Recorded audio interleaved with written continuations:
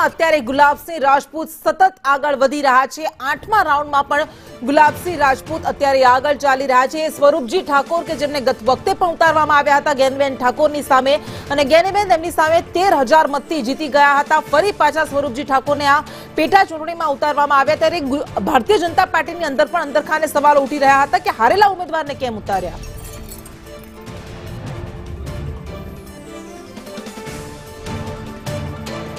અને ચર્ચા આપણે કરીશું। આપણી સાથે રાજકીય વિશ્લેષક વાસુદેવભાઈ છે, કોંગ્રેસમાંથી બાબુભાઈ માંગુકિયા છે।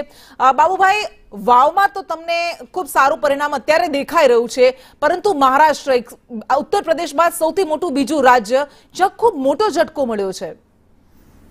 બેન, અત્યારે જે પેટા ચૂંટણી અને જે ચૂંટણીમાં જે માહોલ આવી રહ્યો છે, લોકશાહીના એક મહત્વના ઘટક તરીકે કોંગ્રેસે આ જનાદેશ છે એમ માનીને સ્વીકારવો પડે, પણ ખરેખર જનાદેશ છે એ બહુ મોટા સવાલો પેદા થાય છે જ્યારે સેફોલોજિસ્ટ જે આટલા બધા પ્રેડિક્શન કરતા હોય એને આટલા ખોટા પડે, એટલે એનો અર્થ એમ થાય કે લોકોનો જે મત જાણવામાં સેફોલોજિસ્ટ હવે ખોટા પડી રહ્યા છે, નબળા પડી રહ્યા છે। એ ખરેખર સેફોલોજીસ્ટ ખોટા છે કે કંઈક બીજી ગડબડ છે?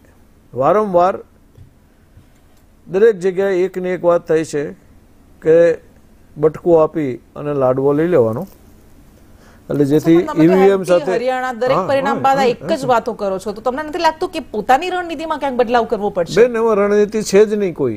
અત્યારે જે રીતે તમે જે છે અત્યારે ભારતીય જનતા પક્ષને આટલો બધો મહત્વનો જનાદેશ છે, માની લે કે આ જનાદેશ જ છે, તો એની ઉપર જે ભારતીય જનતા પક્ષ ઉપર ધારો કે કોંગ્રેસ હોય, એસપી હોય, એનસીપી હોય, કોઈ પણ પક્ષને શું કામ ઠીકરા ફોડવા દો છો તમે?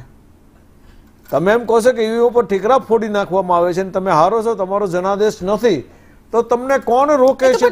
કેમ થાય છે કે જીતેલી બાજી હારી જવાય છે? એમપીની વાત હોય, રાજસ્થાનની વાત હોય, હરિયાણાની વાત હોય, કોંગ્રેસે છે ને હવે ઈવીએમ ના મંદિરો બનાવવા પડે, અચ્છા, અને ઈવીએમ ની પૂજા કરવી પડે અને ઈવીએમ ને પ્રસન્ન કરવું પડે।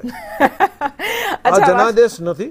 ઓકે, મને આની ઉપર મેં આની ઉપર ઘણું સર્ચ કર્યું છે, I work lots on it. અચ્છા, મને ખબર પણ છે કેટલીક વસ્તુઓ, પણ સાબિત એટલા માટે નથી થતી। ઇલેક્શન કમિશને પણ કહ્યું કે પુરાવા લઈને આવો, કોર્ટે પુરાવા લે, તમે એમ કહો કે આ મશીનને અડવાનું નહીં, એને સાબિત કરો, એટલે કેલાલ છીએ?